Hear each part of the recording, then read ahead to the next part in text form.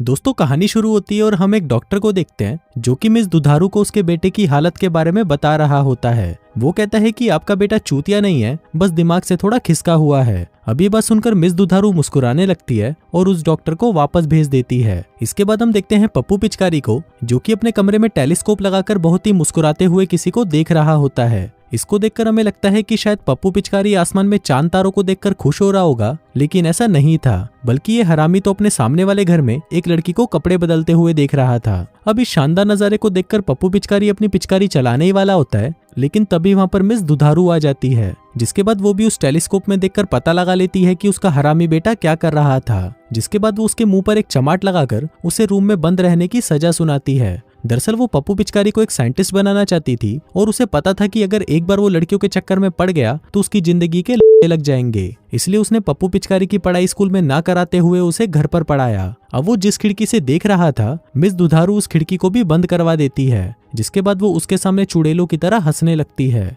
तभी scene shift होता है और हमें 20 साल बाद का सीन दिखाया जाता है। यहाँ पर हम पप्पू पिचकारी को कुछ साइंटिस्ट के साथ एक मीटिंग में देखते हैं, जिसका मतलब था कि अब वो साइंटिस्ट बन चुका है। लेकिन वहीं बाकी साइंटिस्ट की बातों से हमें पता चलता है कि उनकी नजर में पप्पू पिचकारी एक नंबर का चूतिया था। अब वो सभी यहाँ पर इकट्ठा भी इसलिए हुए थे क्योंकि पप्पू पिचकारी उन्हें अपना घटिया सा आविष्कार दिखाना चाहता था, जिसके इस्तेमाल से किसी भी इंसान को गायब किया जा सकता था। लेकिन इस सीरम का असर इंसान पर सिर्फ कुछ ही घंटों के लिए रहता है, जिसके बाद वो दोबारा से दिखने लगता है। अब पप्पू पिचकारी की ये सारी बातें बाकी साइंटिस्ट को सिर्फ बकवादियां लगती हैं, लेकिन वहीं पप्पू पिचकारी बहुत ज्यादा कॉन्फिडेंट था। लेकिन जब वो सीरम को अपने अंदर इंजेक्ट करता है तो वो इनविजिबल नहीं होता, जिसके बाद सभी साइंटिस्ट उसे चूतिया बोलकर उसका मजाक उड़ाने लगते हैं। अब अपना मजाक उड़ता देख पप्पू पिचकारी की गांड जल जाती है और वो गुस्से में उन सब पर हमला बोल देता है। अब उनमें से कुछ साइंटिस्ट तो अपनी गांड बचाकर भाग जाते हैं, लेकिन कुछ साइंटिस्ट जिनमें फीमेल्स भी थी वो पप्पू पिचकारी के हत्थे चढ़ जाती हैं और पप्पू पिचकारी वहीं पर ही सबको घोड़ी बना देता है। फिर अगले दिन एक न्यूज एंकर सूखी मौसमी सबको बताने लगती है कि कैसे डॉक्टर पप्पू पिचकारी ने अपने ही ग्रुप के 4 साइंटिस्टों को घोड़ी बना डाला, लेकिन आखिर में उसे पकड़ लिया गया।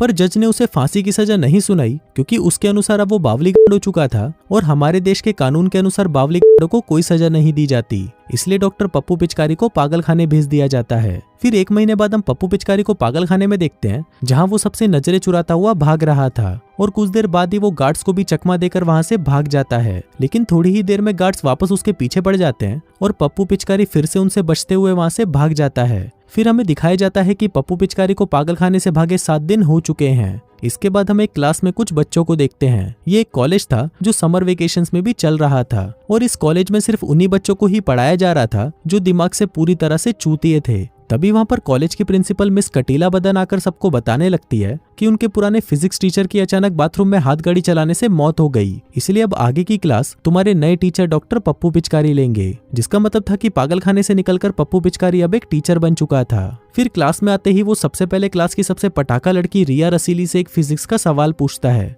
वो उसे कहता है कि चलो तुम मुझे फिजिक्स के 3 प्रिंसिपल्स बताओ। लेकिन रिया रसीली तो क्या, पूरे क्लास को इसके बारे में घंटा कुछ नहीं पता था। जिस पर पप्पू पिचकारी कहता है कि फिजिक्स के 3 प्रिंसिपल्स ये हैं, सुबह खाना, शाम को खाना, रात में बीवी के साथ नंगे हो जाना। फिर क्लास खत्म होने के बाद सभी लड़कियां चीयर लीडिंग की प्रैक्टिस कर रही होती हैं और वहीं अपना पप्पू पिचकारी उनके उछलते हुए संतरों को देखकर अपनी पिचकारी चला रहा होता है। इसके बाद हम एक कपल गंडभेदक और गहरी खाई को देखते हैं, जिन्हें जहां पर भी मौका मिलता था वो वहीं पर ही मजदूरी करना शुरू कर देते थे। फिर कुछ देर बाद जब सभी लड़कियां बाथरूम में नहा रही होती हैं, तभी वहां पर गंडभेदक आता है और चुपके से उन्हें नहाते हुए देखने लगता है। उधर हमारा पप्पू पिचकारी भी गंडभेदक को देख रहा होता है कि ये भूखड़ी वाला आखिर देख क्या रहा है। जिसके बाद गंडभेदक के वहां से जाते ही पप्पू पिचकारी भी उन लड़कियों को नहाते हुए देखने लगता है। अब वो फिर से अपनी पिचकारी चलाने ही वाला था कि तभी वहां पर मिस कटीला बदन आ जाती है, जिसको देखकर पप्पू पिचकारी ये बहाना बनाने लगता है कि उसकी चवन्नी नीचे गिर गई थी तो वो उसे ढूंढ रहा था। अब मिस कटीले बदन को तो ये समझ आ गया था कि ये चूतिया देख क्या रहा है, इसलिए वो उसे कहती है कि बड़ी के अपनी क्लास पर ध्यान दे। जिसके बाद पप्पू पिचकारी शर्मिंदा होकर वहां से चला जाता है। फिर इसके बाद हम पप्पू पिचकारी को उसके रूम में देखते हैं, जहां पर वो उस इनविजिबल होने वाले सीरम पर काम कर रहा था, लेकिन फिर वो उसमें सक्सेसफुल नहीं हो पाता। अब वो दिन में तो अपने स्टूडेंट्स को फिजिक्स की क्लास दिया करता था और रात को अपने एक्सपेरिमेंट पर काम किया करता था, लेकिन इतनी कड़ी मेहनत के बाद भी वो उस सीरम को तैयार नहीं कर पाता। लेकिन फिर एक दिन उसकी एक कोशिश रंग लाती है और उसका टेस्ट सब्जेक्ट गायब हो जाता है। अब ये देखकर पप्पू पिचकारी बहुत खुश था, जिसके बाद वो उस सीरम को अपने ऊपर भी इस्तेमाल करता है और वो भी गायब हो जाता है। अब अपने एक्सपेरिमेंट को पूरा होता देखकर वो बहुत खुश होता है और हंसते हंसते वहीं सो जाता है। लेकिन फिर अगली सुबह जब उसकी नींद खुलती है तब हम देखते हैं कि वो फिर से विजिबल हो चुका है। उसी रात पप्पू पिचकारी अपने सपने में उन सभी लड़कियों को बाथरूम में नहाते हुए देखता है और उसे लगता है कि वो लड़कियां उसे भी अपने साथ नहाने के लिए बुला रही हैं। जिसके साथ ही हम ये भी देखते हैं कि उसी रात पप्पू पिचकारी रिया रसीली के घर जाकर उसके कपड़े उतारकर उसके रसीले संतरों को घूर घूर कर देखने लगता है। अब पूरी रात दबाकर अपनी पिचकारी चलाने के बाद अगले दिन जब वो क्लास में आता है तभी क्लास शुरू होने से पहले रिया रसीली उसके पास आती है। वो उसे उसकी पिचकारी चूसने के बदले एग्जाम में उसके नंबर बढ़ाने को कहती है, लेकिन पप्पू पिचकारी उसे साफ मना कर देता है। तभी क्लास की बेल बज जाती है और बाकी के स्टूडेंट्स भी क्लास में आ जाते हैं। अब आज पप्पू पिचकारी एक सरप्राइज टेस्ट लेने का प्लान कर रहा था, लेकिन उसके स्टूडेंट्स में से किसी को भी कुछ नहीं आता था। जिसके बाद वो सभी पप्पू पिचकारी को ही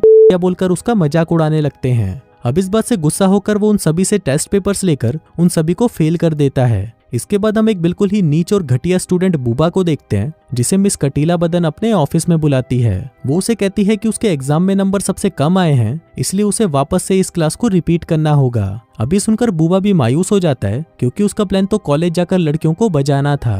पर तभी मिस कटीला बदन बूबा को एक ऑफर देती है कि अगर वो उसे चरम सुख की प्राप्ति देकर उसका पानी निकाल देगा तो वो उसे पास करके उसे कॉलेज भेज देगी। काश ऐसा ऑफर मुझे भी मेरे स्कूल में मिलता। अभी सुनते ही बूबा खुशी के मारे उछल पड़ता है, जिसके बाद वो मिस कटीले बदन को दबा दबा कर अपने घोड़े की सवारी कराता है और शर्त के मुताबिक मिस कटीला बदन उसे पास कर देती है। वहीं दूसरी तरफ जब सारी लड़कियां बाथरूम में नहा रही होती हैं, तभी पप्पू पिचकारी भी इनविजिबल होकर बाथरूम के अंदर जाकर उन्हें देखने लगता है। लेकिन फिर जब पप्पू पिचकारी से सहन नहीं होता तो वो वहीं पर ही अपनी पिचकारी चलाना शुरू कर देता है। उधर हम एक सफाई वाले को भी देखते हैं, जो कि उन लड़कियों को नहाता हुआ देखकर उनके मजे ले रहा था। लेकिन तभी उसे ऐसा करते हुए बूबा देख लेता है और उसे कहता है कि बड़ी के यहाँ से चला जा। जिसके बाद वो भी उन लड़कियों को नहाते हुए देखने लगता है। वहीं उसी रात जब पप्पू पिचकारी सो रहा था तभी उसे बहुत डरावने सपने आने लगते हैं, जिसमें उसकी माँ और डॉक्टर के साथ उसके कॉलेज की सभी लड़कियां उस पर हंस रही थीं। फिर अगले दिन से हम देखते हैं कि अब पप्पू पिचकारी के सभी स्टूडेंट्स उसकी क्लास में ध्यान देने लगे थे।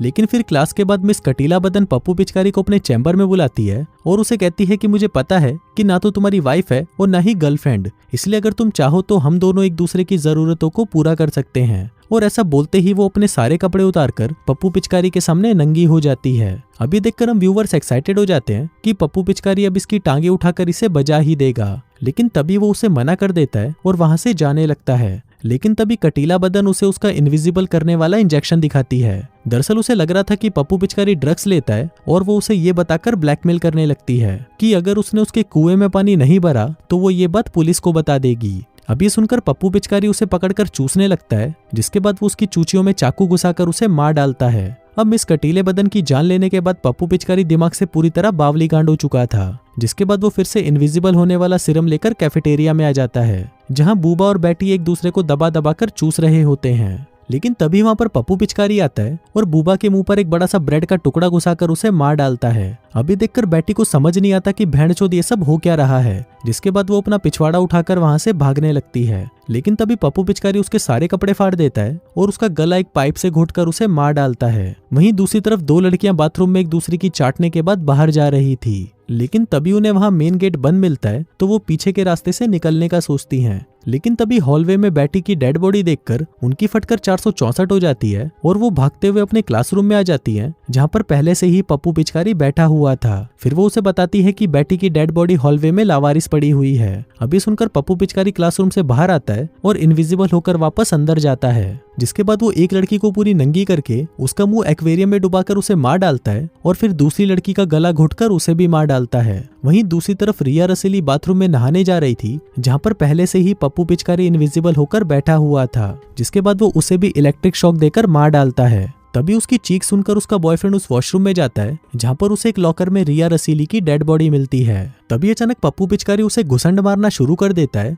जिसे देखकर वो वहां से भागने की कोशिश करता है, पर अब क्योंकि मेन गेट बंद था तो वो पप्पू पिचकारी से बचते हुए छत पर आ जाता है। लेकिन तभी पप्पू पिचकारी उसे वहां से नीचे फेंककर मार डालता है। वहीं दूसरी तरफ एक क्लास में गंधभेदक और गहरी खाई दबा दबा कर मजदूरी कर रहे थे। फिर गहरी खाई गंधभेदक से कहती है कि अगर हमें किसी ने देख लिया तो हमें कॉलेज से निकाल दिया जाएगा। लेकिन गंधभेदक को उसके खेत में मजदूरी करनी ही थी, इसलिए वो उसे वहीं पर ही घोड़ी बना देता है। दूसरी तरफ उस सफाई वाले को भी मिस कटीले बदन की डेड बॉडी मिल जाती है, जिसके बाद वो पुलिस को फोन करने की कोशिश करता है, लेकिन गूंगे होने की वजह से वो कुछ बोल नहीं पाता। उधर गंधभेदक और गहरी खाई को रिया रसीली की डेड बॉडी एक लॉकर रूम में मिलती है, जिसके बाद जब वो सफाई वाला चिल्लाते हुए उनके पास आता है तो गंधभेदक उसे ही किलर समझकर उसकी पिटाई करने लगता है। लेकिन तभी वहां पर पप्पू पिचकारी भी पहुंच जाता है और गहरी खाई को मारने लगता है, लेकिन गंधभेदक जैसे तैसे करके उससे उसको बचा लेता है। फिर थोड़ी देर बाद पप्पू पिचकारी फिर से विजिबल हो जाता है, लेकिन फिर भी वो गंधभेदक को मार मार कर उसे बेहोश कर देता है, जिसके बाद वो गहरी खाई के पास आता है और उसके सर पर कूद कूद कर उसका कचुम्बड़ बना देता है। अब इतना आतंक फैलाने के बाद पप्पू पिचकारी घर आकर अपना सामान पैक कर रहा होता है, लेकिन तभी वहां पर बंदूक लिए गंधभेदक आ जाता है। अब उसे जिंदा देखकर पप्पू पिचकारी भी हैरान था, लेकिन तभी वो उसका ध्यान भटकाकर जल्दी से खुद को इनविजिबल सीरम लगा लेता है, जिसके बाद अब गंधभेदक ठीक से निशाना नहीं लगा पाता। अब उन दोनों के बीच में लड़ाई होने लगती है, जिस दौरान पप्पू पिचकारी भी वो इनविजिबल सीरम खुद को लगा लेता है और वो भी गायब हो जाता है। अब उन दोनों का ये मुकाबला बराबरी का होता है, लेकिन तभी अचानक गोली चलने की आवाज आती है और हम देखते हैं कि गंधभेदक के सिर के चीथड़े उड़ चुके हैं। लेकिन तभी वहां पर 2 पुलिस ऑफिसर आते हैं, जिसे देखकर हमें पता चलता है कि गंधभेदक ने पप्पू पिचकारी के पास जाने से पहले पुलिस वालों को भी इन्फॉर्म किया था। अब गंधभेदक के मरते ही उसकी बॉडी तो फिर से विजिबल हो गई थी, लेकिन पप्पू पिचकारी अभी भी इनविजिबल था। अब ये देखकर पुलिस वालों को लगता है कि शायद गंधभेदक ने खुद को ही मार डाला, जिसके बाद वो वहां से चले जाते हैं और तभी उनके जाने के बाद पप्पू पिचकारी भी अपना सिरम लेकर हंसते हंसते वहां से चला जाता है। इसके बाद लास्ट में हम वही न्यूज रिपोर्टर सूखी मौसम्मी को देखते हैं, जो कि सबको बता रही होती है कि कैसे पप्पू पिचकारी ने स्कूल में घुसकर बच्चों और प्रिंसिपल के साथ साथ पियोन तक को भी मार डाला और आखिर में जाकर उसने आत्महत्या कर ली। अब ये बोलते ही अचानक सूखी मौसम्मी के कपड़े फटने लगते हैं और पप्पू पिचकारी उसे नेशनल टीवी पर नंगा कर देता है। और दोस्तों, इसी के साथ ही ये कहानी यहीं खत्म हो जाती है।